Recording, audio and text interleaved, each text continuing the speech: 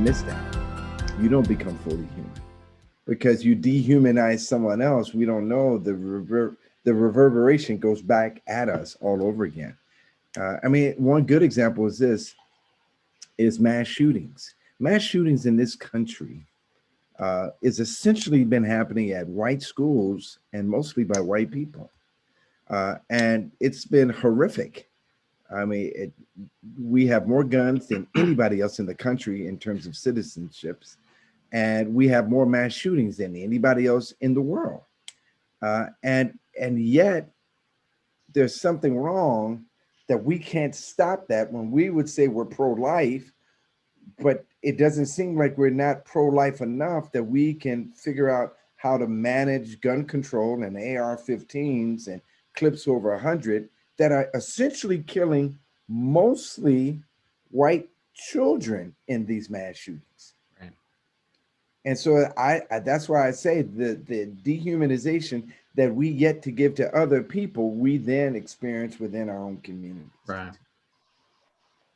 So the way the white church has responded to not just the black church, but to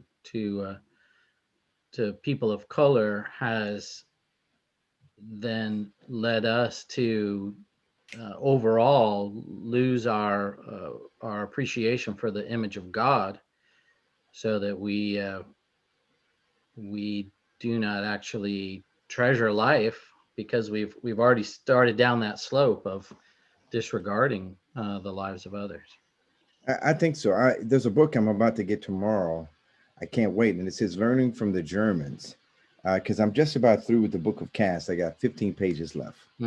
And one of the things that was so amazing that in Germany, you can't show a swastika over there. If you show or publish a swastika, you're going to do 3 years time. Wow. Do you know, even in Germany, they got rid of the death penalty because of what happened with concentration camps? There's no law over there for them to kill people anymore because of their mishandling of the Jewish and Jehovah's Witness and handicap and homosexual populations, because they really killed over 11 million people. And so they've changed their laws, and they teach their generations from one generation after another about the Holocaust. They teach, white Germans that are learning about the devastation that they did to other people's lives. Yet in our nation, we got Confederate flags as a part of many of our southern states and state flags. We talk about respecting what a great legacy. Robert E. Lee, as I'm reading his book, he's plastered as a hero. In fact, I didn't even know this till recently after the last inauguration, that Arlington Cemetery is actually Robert E. Lee's land. That's his farm. Yes. Wow.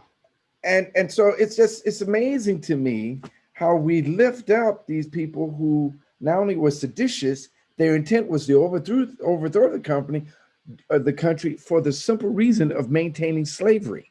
Right. It wasn't no special legacy that they're trying. They were really here to overthrow the country. And yet we celebrate this. Right. And we don't even teach truths about that legacy. Right. We don't teach truths about Black people. I mean, most of you, how many of you, I imagine I'm asked, how many of you use an ironing board? Right? A Black man made that one? How many of you enjoy potato chips? I don't now. It's Lent. Black people made potato chips. How many of you living under this beautiful lamp?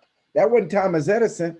That was Louis Latimer who did that made a light bulb that lasts forever. And his light bulbs are still lit in DC in the Smithsonian. And so what we've done, it's an erasure of contributions and the dignity and the contributions of people as well. That it's a problem for us. And so we live in a mythology in this nation. And most of the white people that I've seen that really come to grips with this, there's a sense of remorse and pain that they feel because they feel betrayed. Yeah, for sure. Well, then that takes me to this morning. You were talking about institutions and that uprooting and tearing down and God wanting us to bring systemic changes to institutions. What um, what are some specifics on for people like us, ways that we can engage in that kind of work, and specifically some of the institutions that we need to be focusing on, and ways that we can take on that kind of work. One of the things, so we know if we really going to explore what I said today, we're not talking about replacing every single institution that exists in the society. The idea that the kingdom of God is the institution that Jesus stands by and is the only institution that will survive. Right. However, having said that, I would love for churches to begin to talk about the dignity of what it means to be a faithful believer Monday through Saturday in our society. Give you a good example. A few years back, way back, maybe in this 20 years ago, Coca-Cola, before Texaco got caught, had the largest class action suit in the country for its racism against Black employees. And the headquarters of Coca-Cola is right here in Atlanta. Mm. And actually, one of the top of officers in Coca-Cola, he had died, but his wife, Mrs. Ayub, was one of my largest supporter or advocates at a church. And when all that happened, most of those Coca-Cola executives belonged to churches. And I wonder what would happen if how many of those congregations brought those parishioners forward for their bias and institutional racism, for the way they damaged the name of Jesus. They didn't do it, not at all. So I think if I was going to do it imaginatively as a congregation, I would begin to start in like the Sermon on the Mount. For me, that's the Constitution for the kingdom of God. And then going through the Sermon on the Mount, everybody on the call, or most people, normally gets a jury notice. How can I inform them to be a godly jurist, to engage their bias, and then realize that justice is something that they have an opportunity to do, and Right. give them a chance to do that? Also, how can I help them to be really aware of what happens in businesses and practices, and be aware of bias, and how can we train our eyes to be people who are engaged in issues? I think those are the biggest pieces. Like, for instance, let me give you another one. How many of you heard of realtors? Realtors, right? And when FHA came along and started giving um, uh, first-time homeowner opportunities for many people in the United States, it was in the law that Black people and Native American people could not get FHA loans. They Right. put us in projects. Right. One of my friends inherited his parents' home and saw the actual papers that said that they couldn't sell this to a person of color. Right. Well, also, they wouldn't let Black people be realtors or real estate agents. So Black people became realtist, Realtist, realtist. The national organization is over 90 chapters around the country. It's called NAREB, NAREB. Because they wouldn't let Black people be realtors, Black people became realtists to help Black people become homeowners. Wow. That's the profound reality. And Yeah. then all of you should know about a thing called the Community Reinvestment Act. That's something that every financial institution is obligated, that if they take investments or deposits from any citizens, then they're responsible for being equitable and returning investments in the neighborhood. So what do you think if a church paid attention of this, of how their local banks are practicing community reinvestment acts and getting people to invest in the properties around them, in the neighborhoods around them? That would change. Mm. Give you another example. When we were going to churches, the church where my parents attend, we're members there now, and I can remember being in Sunday school, and it came up that Kroger had closed in the neighborhood. And the members in the church were just going by and happy-go-lucky. You know why? Because they didn't live in the neighborhood. Mm, And so when we talk about food deserts, we're talking about right. Black communities, like places in Right. Durham. Right. What would happen if the church started in places that national food stores do not sell food to people of lower class or Black or minority communities, that they started their own grocery stores? What would happen to that? Yeah. See, that's what I would think the imagination needs to happen in the church. The idea of what does it really mean for us to live godly? I mean, we've reduced knowing Jesus to an elevator pitch. I mean, that, we got to talk about Jesus in 30 seconds on the elevator for someone to say a prayer, as if saying the prayer is the satisfaction of the deal. The deal is not getting someone to say a prayer. The deal is to get them to obey all the things that Jesus given us commandments Yeah. to obey. Yeah. That's what a church is supposed to do. Right. And then if we do that, then we can have transformation. And that Right. stuff does happen. Yeah. There's one other book I'm gonna recommend to you. It's a book called The Careless Society by John Mcknight.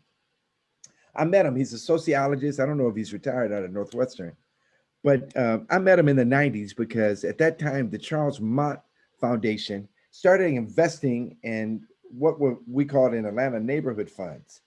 And John McKnight's thesis or idea is this: that most people think that when they move into a depressed neighborhood or lower income neighborhood, that they need a CDC, a Community Development Corporation, to come in there and to reimagine a better life for them. Well, McKnight's contention, and I agree with, is that the residents of those communities do have ideas of transformation. They do have ideas of what can rejuvenate their neighborhoods and their communities. And said what they don't have is money, resources, and technical assistance. And so Atlanta was one of the first sites for this, and we would give grants to neighborhood associations. We had to make sure it was a neighborhood association and not a individual. They would submit plans and ideas, and then we would give grants from as low as $2,000 up to $7,000, as long as they had a checking account, and then we'll go visit their neighborhoods. And the idea, when you go into depressed communities, many of the people who are residents there, they don't like the depressed neighborhood as much as anyone else does, but they have ingenuity of how to do it. And so you think of a church that does one or two things. One, some of their members move in that neighborhood.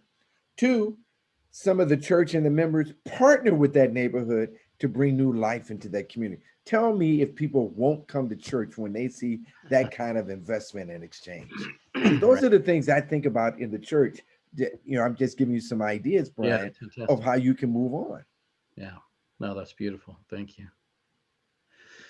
Okay. I've got more questions, but I wanted to open up here and see if anybody, we're kind of out of my element here with Zoom. So we are in a webinar. We're trying to run as a meeting, but we've maxed out our number of panelists. So we've got some participants kind of hanging out in the other room. So they're watching us. But so if anybody's got a question, whether you're on screen or you're in the room, just if you're just to have the chat feature, you can put your question on screen. But if you're here on the screen, if you've got, or do you even know if you're on the screen? Yeah, because you can see yourself on the screen, right? Yeah. All right, there we go. So if you got a question, you can unmute yourself and ask Jimmy a question. And if anybody's real quiet, then I'll just keep going. I have a question. Yes, sir. Jimmy, can you tell us a little bit more about, you had mentioned doing work with Dan Allender and coming up with, I guess, an approach for racial trauma. Can you tell us more about who that is helping or who that will help? Is it for the white community, the Black community, both? And how far along is that? Just tell us more about it, please. All right. So I met Dan Allender August of 2016. I had a friend of mine working for them at the time, and she had imagined that, Dan Allender, if you don't know this, he is a psychologist. He also has a seminary education. He started a school that was once called Mars Hill. Is now called the Seattle School of Theology and Psychology. And in their school right now, their three main degrees are a Master's of Divinity, which is commonplace in the seminary, a Master's in Culture and Theology, and then they have a Master's in helping people become a licensed psychological counselor. In fact, one graduate is right there in Raleigh area, a friend of mine named Linda Royster, who is a graduate and works with Dan Allender. And she came out years ago.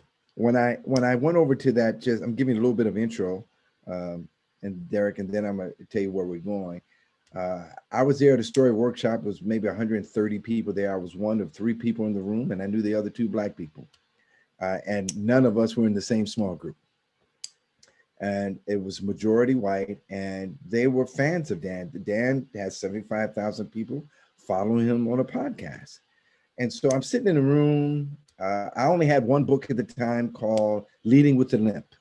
And as I'm listening to him talk about trauma, I'm a little bit intrigued. And then after the second full day of seminars, I'm having dinner with Dan, his wife, Becky, some therapists in the room, and members of the Allender Center team.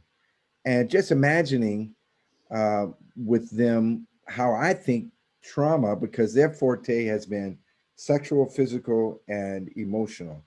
And at that time, I've been working with Black students around the country who are traumatized every time someone is killed who's Black in the community, or especially if someone walks away free after killing somebody.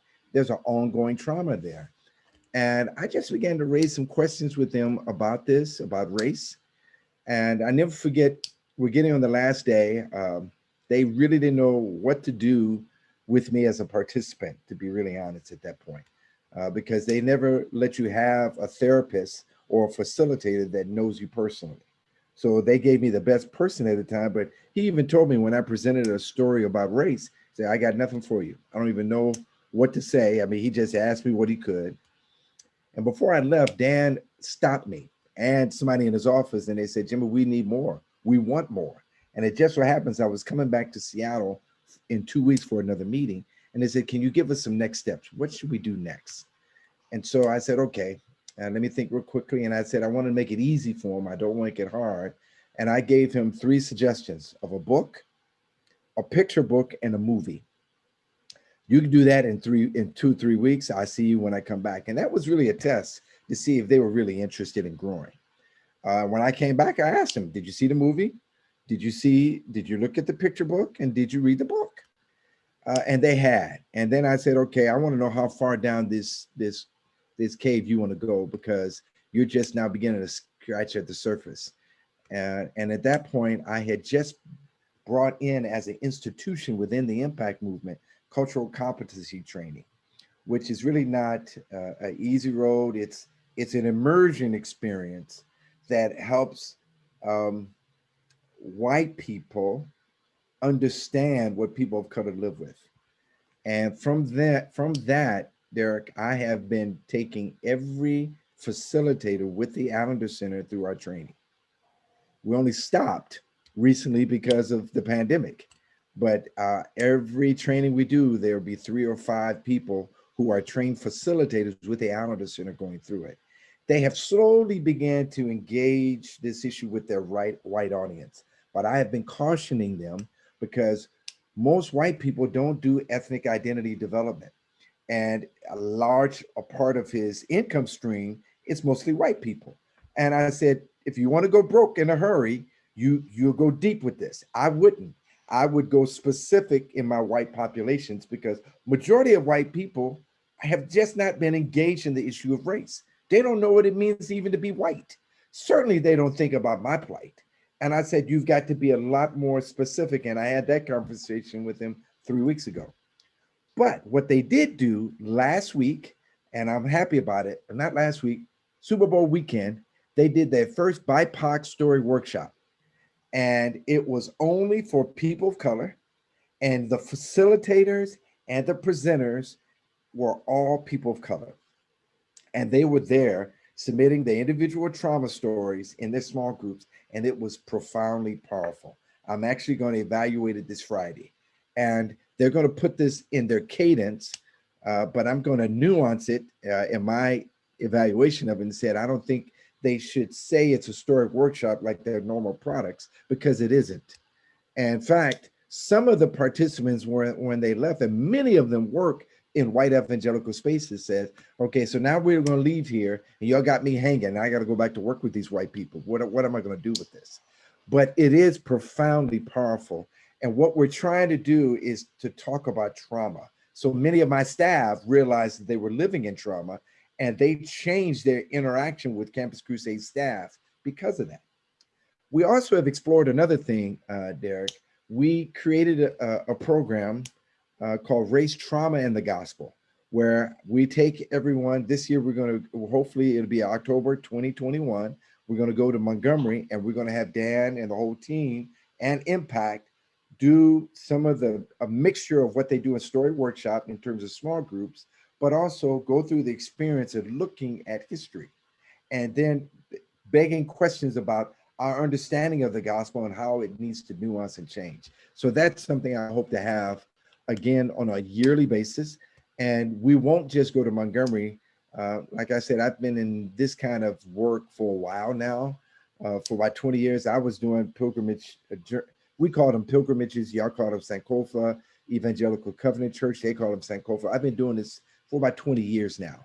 And so I got some places where I won't necessarily take people on a journey. I'll take them to a destination of immersion so that they can engage the trauma of a space and then begin to unpack it to see how we deal with it. Those are the ways that we're building on it.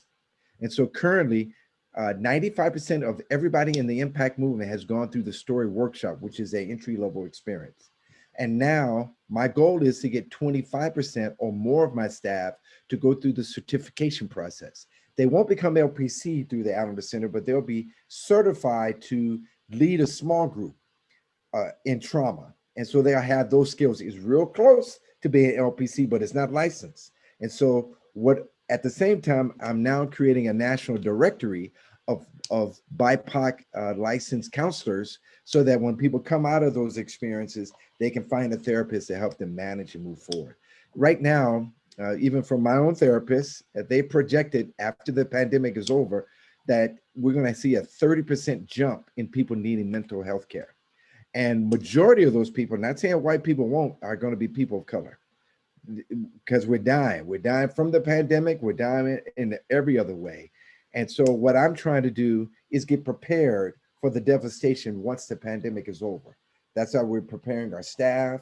And that's why we're even preparing to think through this process. So in my thoughts, if you're going to where I think you're going, Derek, my first goal was in this first BIPOC story workshop was to only bring in people from my genre of work. There were Crew, there was IV, there was hopefully Young Life. They didn't make it, but they want to come back. Part of the problem is in the Allender Center, they can't fill the full team of people of color, therapists and facilitators. So it normally is for 100 people. They only had 42.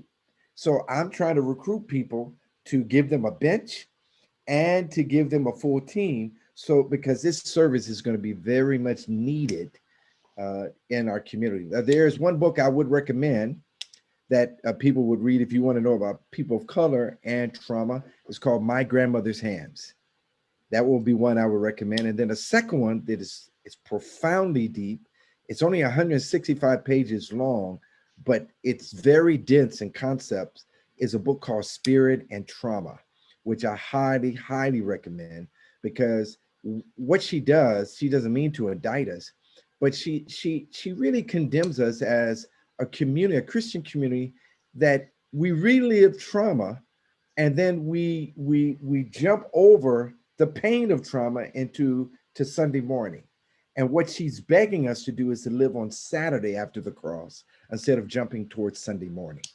So long answer, but I hope that helped you some. Cool. Next one. Really good. Somebody have another question? Or are we going to revert to Brian's Kim has a question in the chat. Oh yeah, Kim, that was a great question. This is very Facebook appropriate or Facebook etiquette needed, but all of life. How do you answer the pushback from Christians who do not recognize or believe in that do not believe in systemic racism? Just in general, don't believe that since systemic racism is actually a thing. I gotta tell you that movie is gonna keep going on forever. You hear me? Like you're never gonna get out of that space.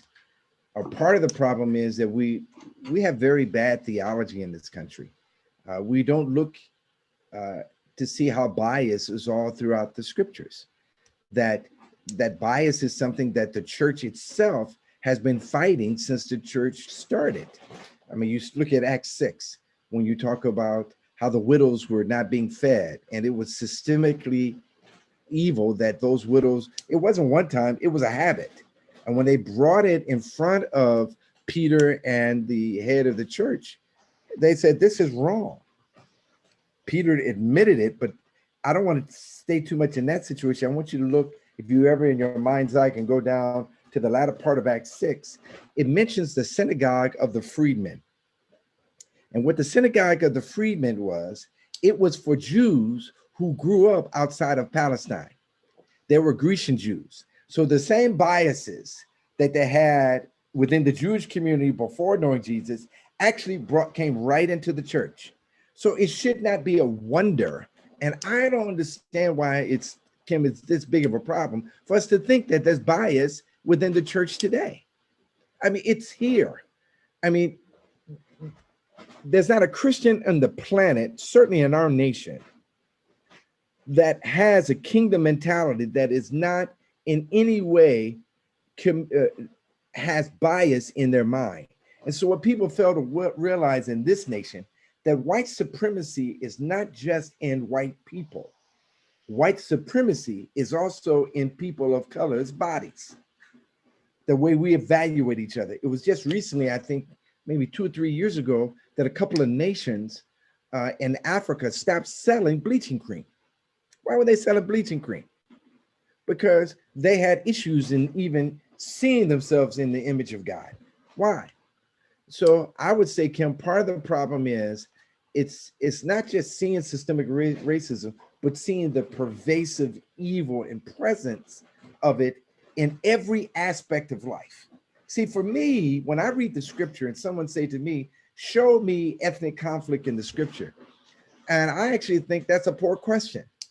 I want to know, tell me in the scripture where ethnic conflict is not present. I say, I don't need to go looking for it. It's in there from Genesis to Revelation. What do you think Potiphar's wife is saying to him when he said, and that Jew you brought up here? That wasn't an affirming language, that was pejorative. Basically, if it was 1840 something, he said, it's something that you brought up in my house. That's what it was saying. And then isn't it quite interesting when Esther had the opportunity to blend in and assimilate, that the Lord through Mordecai says to her, hey, who knows? Maybe God put you in this position for such a time as this, but don't you think if you let this time go by that you would not fall under this same punishment? I mean, we're always wrestling with this. When you look at Nehemiah, a guy who was never, if we use our language today, he was never born in the Black community. That dude never grew up using our kind of vernacular. He never said, what's up, dog? He never gave dap, didn't have walk, didn't have any of that stuff. But you know what he did have from his daddy? A love for his own people. And when he asked one of his brothers, how was Jerusalem doing? And he says, the people are devastated with the wall has burnt down. And this is a place he was never born in. It's a place he never frequently visited. He was living in captivity. He was assigned as the king's cupbearer. And the scripture says when he heard that news, he wept. And he didn't weep for a day. He wept for like 6 to 7 months until one day he came before the king as the cupbearer sour. And the king asked him, "What's wrong with you?" And then he honestly told the truth. And he was able to go back and do advocacy with his own community. The problem is, Kim, I would say for Christians, the first place, they don't see bias in the text. So when you don't see bias in the text, you're not going to discover it in your real world. So that's bad theology. I think the second thing is we've got to come to the point where we have to realize that education primary goal was not illumination, but the book. This it's bothering you? Oh, I know. Is this bothering you guys? No, see, they can't hear it, Jeannie. See, my wife over here coaching me and directing me on the screen. Yeah, I want y'all to know what's up. Where was I? Oh, it wasn't. Education was not here for illumination. Education was for helping the European immigrants assimilate into the United States. And if you don't know this, in New York City, most of those CUNY schools, those community colleges, were free for white citizens until the population shift. And then they started putting the income. Now they heard that though. Did you hear the pots? Did you hear that? Did you hear the pots? They did hear the pots. See? And so I think part of the problem is we're going to have to go through the process of teaching people. And Kim, let me give you this last illustration. There was a white professor in Iowa, and I want y'all to be patient. I'm gonna give you more specs about it afterwards. She was talking about bias in her class, and she in Iowa, so you know most of the class was not people of color, but there were some Black and other people in the room that finally they said, "We've been talking about bias. We're going to talk about bias the next day." Well, the students of color were ecstatic. They were ready to come into the room, but she discovered that the white students weren't, because the white students had not been introduced to issues and conversations about race as children. They had made it all the way up to college, and this was peripheral to their life experience. And she discovered that as they engaged in conversation, because if you're not paying attention, young people of color are introduced to race at a very young age, and they're negotiating that very quickly all the way up through their life. I just saw a movie the other day with my wife called Skin, and this is a woman who was categorized as white, but she was evidently colored, born to two white parents in South Africa. And she was humiliated because her father kept her in an all-white school. When they wanted to berate her, they beat her. And at the end, she finally married a Black man and had children. And her siblings to this day didn't talk to her. Her father swore that if he ever saw her again after he left her house, he would kill her. It's an interesting movie. But having said that, in this particular story, she realized that there was a huge gap in life experiences between the white students in college and her Black students and students of color. So she wrote a book called Raising White Kids, because she realized that parents need to understand, how do they help raise their white kids so that they can really understand deference and bias in our country. There's another book here, which I highly recommend, written by Jennifer Eberhardt, Black woman, Harvard professor, called Biased: Uncovering the Hidden Prejudice That Shapes What We See, Think, and Do. Great read. I would recommend it. But having said that, she wrote that book. Now, I'm going to tell you this ahead of time so you don't be upset with me. She is a lesbian, and she does have her own children. It may not matter to y'all, but I got to let people, because some people come back to me with buyer's remorse and saying, you need to tell me the full story. I'm going to tell you the full story. All right. But the one thing I do know, Kim, is that the white people that have been the best advocates for Black people are those who have experienced tremendous amount of bias themselves. So I know a number of white people who this one couple in my mind, the husband's name is Nathan Bass. He and his wife were incredibly obese. I'm talking about 400 plus pounds most of their lives. And they both went and had the stomach surgery. But before that, they understood all the biases that happened to them because of their obesity. Another friend of mine, she grew up in a place where her father abused her all her life. And she leveraged this trauma, just like they did, to understand the life of Black people and gave them great insight on empathy and great insight to build partnership and friendship with our community. And so I think that's the biggest piece. The last piece I'll say about this, Kim, that you got to be patient because white people in general, I said this in general, do not have a strong pain tolerance. And so you've got to help them get stronger. It's just like, when you're beating something with your hand, you got to toughen the skin enough that you can absorb that. I mean that. I mean, for some of the things that we've experienced in our lives, some white people wouldn't have tolerated half of it or couldn't tolerate it. And so in order for them to really embrace truth, that means they've got to engage truth. And that's where their trauma is going to come. There's a trauma in education they're going to experience. Next question. Jokia, you want to unmute and ask that question? Sure. So the question I had, and this is going back to part of your answer, you had mentioned this idea of bad theology. And so my question is, how do churches get past, this idea of bad theology? And part of the context sort of reaches back to examples like the insurrection on January 6th, where basically you had people from all different sections, but there was a significant part of that sort of community that came from the church. And so, assuming that they were victims of bad theology, how do we as a church, how do I as a Christian sort of engage that and sort of get and deal with that bad theology? Okay, just a FYI, I don't know if y'all have been listening to much of the news coming out of the CPAC event in Florida. Have y'all heard about the golden image of Trump that is going around? It's a golden image, and the media started saying it reminded them of the golden calf of that was created by Aaron. Remember when they had left Egypt and God brought judgment? I think that's an indication right there.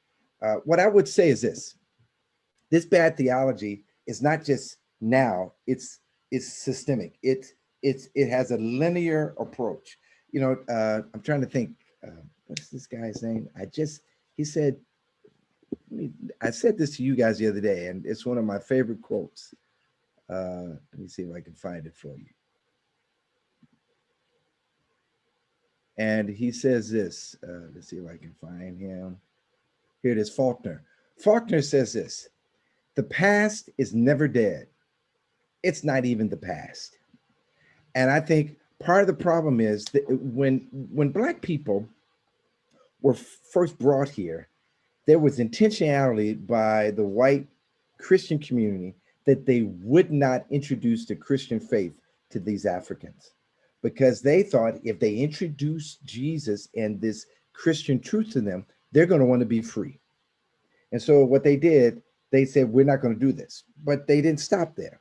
Then they went ahead and found places like the Curse of Ham, and they gutted the text from anything that gave any inkling of liberation. That's called the Slaveholders Bible, and it's in the Museum of the Bible to this day. Google it. And there's a story about this called the Slaveholders Bible. And so, you know how we got the 66 books, they gutted out much of the Pentateuch. Many places. Now, they left the part where slaves were supposed to honor their masters, but the other part that give any sense of liberation was gutted. My argument to you is that when they did that, not only were they trying to transform the psyche of black people, they end up actually transforming the psyche of the white church, because then they began to miss out on liberation. They began to miss out in seeing the dignity of all people. And so I think that theology goes way back. If you read even a book called Stamped from the Beginning, and it's not a small read, it's about 568 pages. It won the National Book Award 2 years ago. He does an exceptional job of talking how theology is weaved in to our country. Where in the very beginning, the idea was that when people became Christian, we all became white souls, white bodies. So they had this problem with us. Another thing I would say about this, I want to make sure I say your name right. My boss told me to do that. Jokia? Jokia. Did I say Jokia the first time? Jakia. Jakia. Make it right. Jakia. All right, I got it. Jakia. So one thing that I think we've got to be clear is that if you remember in the New Testament, they go out of their way to talk about Jesus is fully human and fully God. If you remember, I think it's in First Peter, it talks about how we ate and touched him. In First John, he gives testimony of that. In Luke, I think 23, it says when he came to be with the disciples, he asked for a piece of broiled fish to eat it so they could see he was in his body. Yeah, but what we have today in our United States is a Gnostic faith. We affirm sin and we affirm the soul, but we don't affirm the body. So it's the idea that we introduce the Holy Spirit into someone and there's a redeemed soul, but there's no idea or affirmation for the body. And isn't it interesting that the greatest commandment that Jesus gave us was to love the Lord thy God with our heart, mind, soul, and strength? The body is a part of this experience. But what we have in bad theology, we do not have an embodied faith. So when we talk about the incarnation, which is fundamental for people becoming believers, but we need to realize that what the incarnation did was when Jesus said the Holy Spirit was going to come to inhabit in our bodies. And the resurrection, what the scripture says, I think it's 1 John chapter 3, that one day we'll see him as he is because we'll be just like him, that we too will have resurrected bodies. And so what that means is Brian is going to be white for a very long time, like forever, right? And so is John, and so is Roger, and Palmer and Robin. They're going to be white for a long time. And guess what? That means we're going to be black too for a very long time. Like the time will never for us being this way. But that's a part of the celebration of the creation of God, of God's creation, of him being our creator. And so what we've got in bad theology, we got this thing that ignores body, completely ignores body. And that's something that we're working with the Allender Center. That's part of the trauma. The trauma is that we ignore the body. It's a disembodied faith. That's bad theology. That's horrific theology. I think that's part of it. And then, we have this thing called the Black church. And I know people have a debate, but people got to realize the Black church didn't become the Black church because it said one day we needed a Black church. We became a Black church because we got kicked out the white one. They wouldn't let us have communion. And so we had to step in another space. My board member, we're doing good. We're doing good. I'm not scared. I'm just getting all these texts. So I'm saying, so this theology is the problem is that this theology lives in a vacuum, and most of the theology in this country was shaped around white supremacy and oppression. Now, there were some denominations, don't get me wrong, that did pretty good with this, but people don't talk about them no more. The Quakers. And what we realize is that the Southern Baptists, who I think are in a world of trouble, they were started over slavery, and they can't get over that hump from their initiation. I mean, you thought they were with all these nice statements. Statements mean nothing. I want to just put out here, just 2 cents worth of my opinion. Statements, you can make a public statement about anything. It means nothing. Ask the Native American people what they care about statements. They've had over 500 contracts and every single one of them were broken. They don't believe in that. People who make statements of concern and remorse live it out.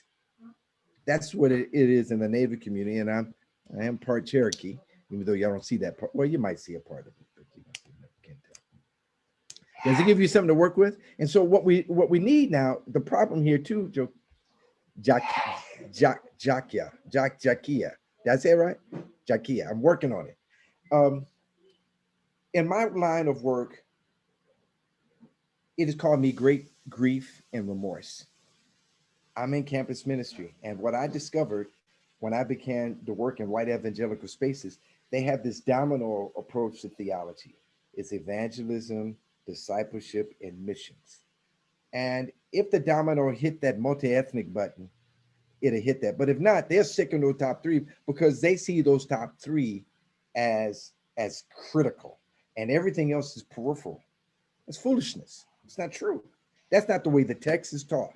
So in one organization, they had surveyed a number of their staff, and some of their staff said, well, the way we talk about the gospel does not engage justice. And so they want to have a discussion about how do they add justice into their gospel presentation. I thought that was a horrible question. You know why? Because if the gospel don't have justice and you think that's what you got to put back in, you need to beg the question, what else is missing?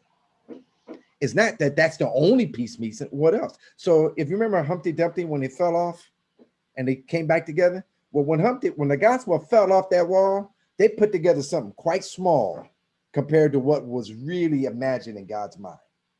And so what I would say is the gospel message in the United States is about this big.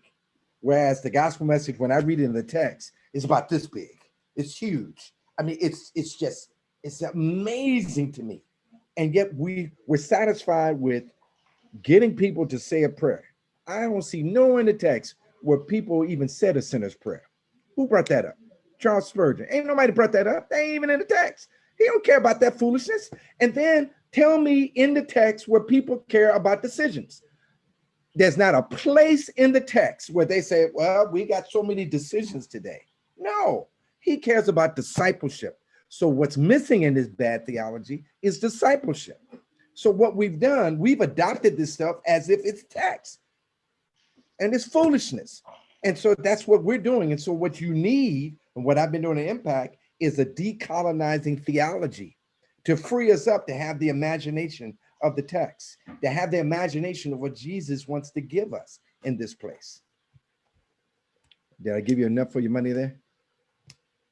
All right, cool. Another question? Anybody else want to jump in there?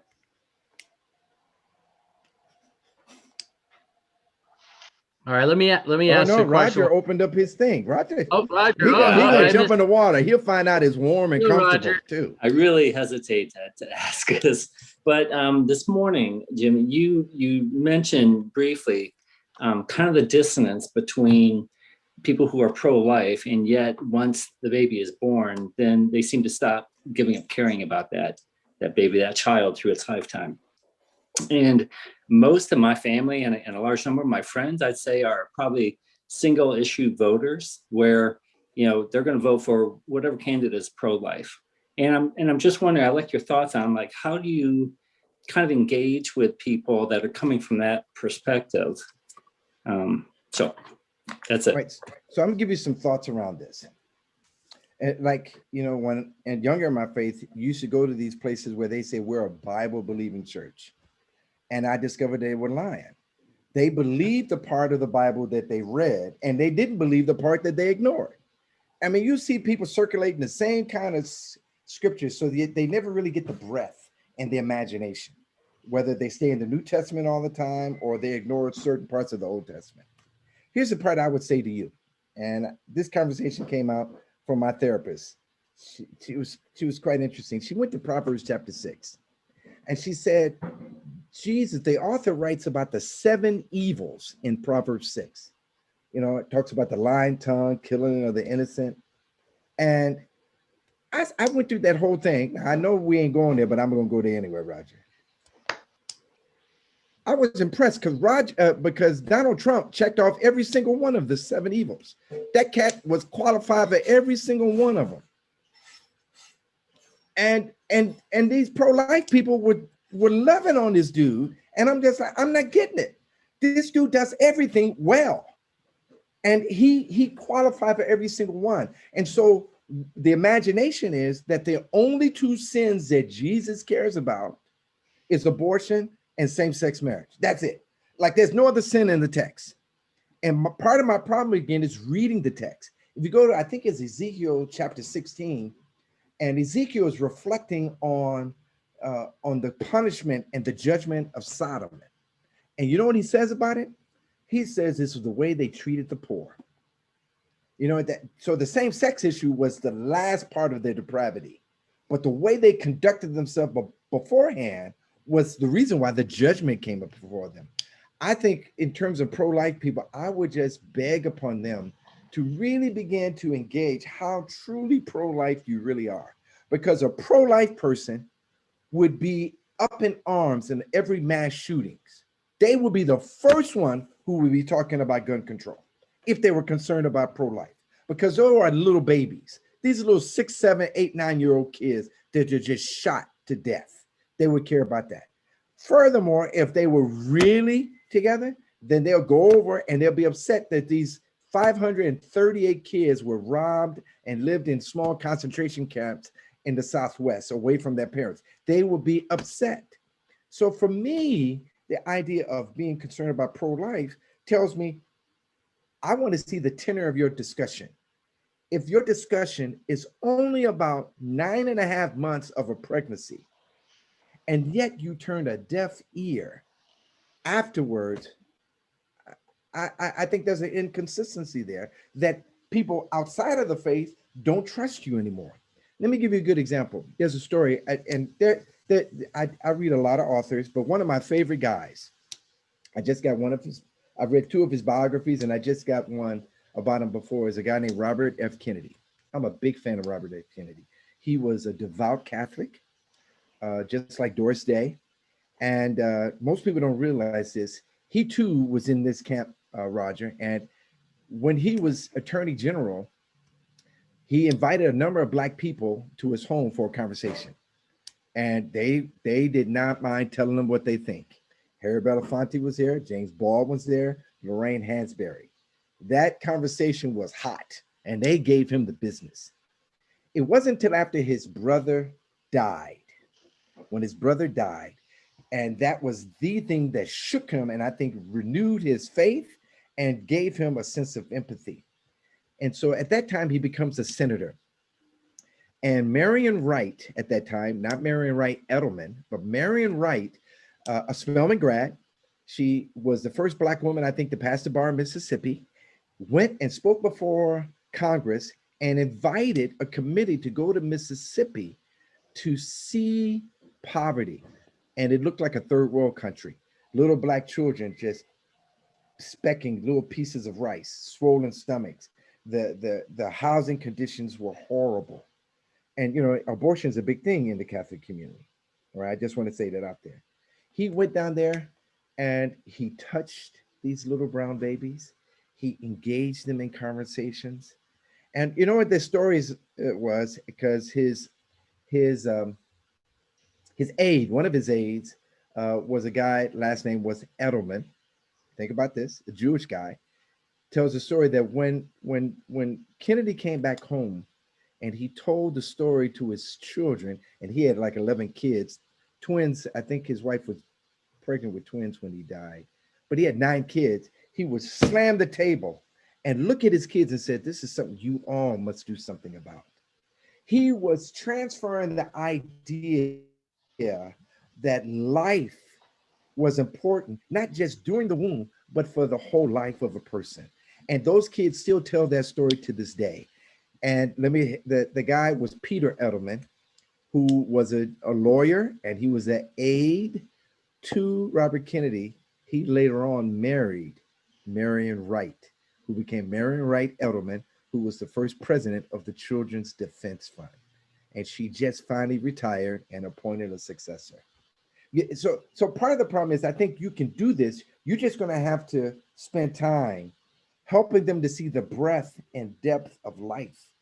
And for some of them, they may never give in. But you've got to figure out, how do I continue this narrative and say this story? And look at the text. If they honor the text, then that gives you 1 foot up. I think the second thing what you got to do is realize that they've been protected from history. And so you've got to engage how you can introduce new content into their lives when they don't know it. Okay, how we doing? 7:36. I got time for one more. Well, actually, a couple more. I could do it. I told him I might be a little late for my board meeting. I'm enjoying you guys. Great. Oh, somebody looking up the text. I told you it was in Ezekiel, didn't I? I've read the Bible once or twice. While somebody else is thinking of their question, Jimmy, what are some ways that we can move beyond good intentions? What are some ways that we can, for ordinary people in our church at Raleigh Vineyard, what are some ways we can move beyond being well-meaning white people to actually demonstrate solidarity with our Black and brown brothers and sisters? I think the first thing I would say is study the space that you occupy. You're in North Carolina, that's Cherokee land. Like I said, my great-grandfather ran away from that space. That's Cherokee territory. And I would really encourage you to understand the narrative of both Cherokee and Lumbee, which there's a population of Lumbee there as well. I think the second thing you need to realize is some of your greatest institutions, like Duke University, that made their fortune over the tobacco crop, made their wealth off the backs of Black people, and that you still have sharecroppers that live and exist in the state of North Carolina. And then continue to understand and know that story. And then for you guys, break it down even further to your locality. Since you can't take over the whole state, you can't take over the whole county, how can you engage and building friends? There's a friend of mine that lives not too far from you guys, I don't think. His name is Jonathan Wilson Hargrove. Have you ever heard of that? Yeah. And he wrote a book called Reconstructing the White Gospel, I think, is by IVP.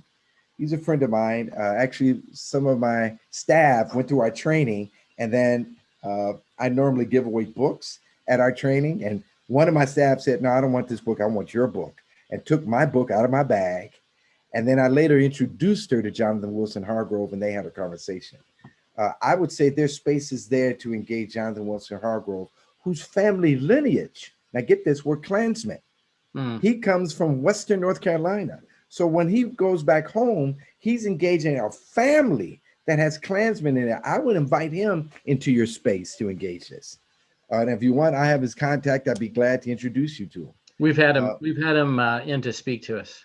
Excellent. And so he's a friend of mine. I think he's someone to begin to think through this, because you got to go through this in two different ways. It's not like a uniform way. One, you got to realize that you got to help. What we got to do is do two things. We got to recalibrate. We got to bring the identity of white people down to eye level, and we got to raise the identity of people of color to eye level. And so that means you can't do the same things to accomplish that goal. And so you got to think differently.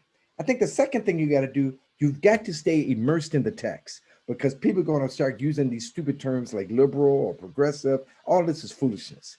I'm a conservative guy because I love the scriptures, but there's some things I'm progressive in. Like, have you, there's two books I would recommend. You probably already got this, dude, but have you had Michael Emerson, who wrote The Divided by Faith?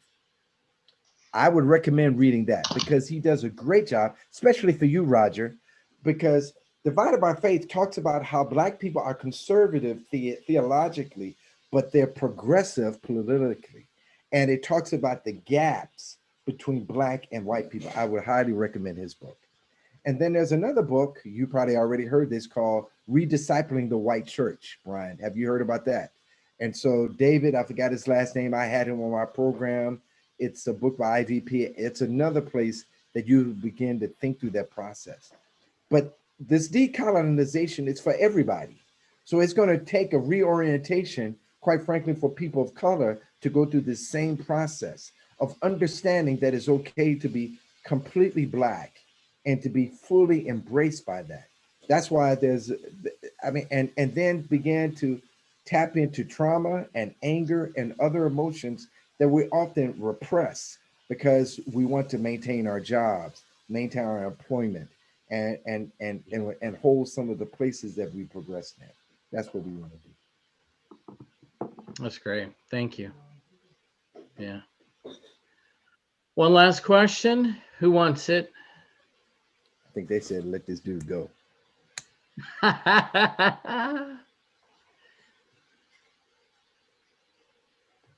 I have a question. All right. Will you come back? You're asking yourself. You're not asking me.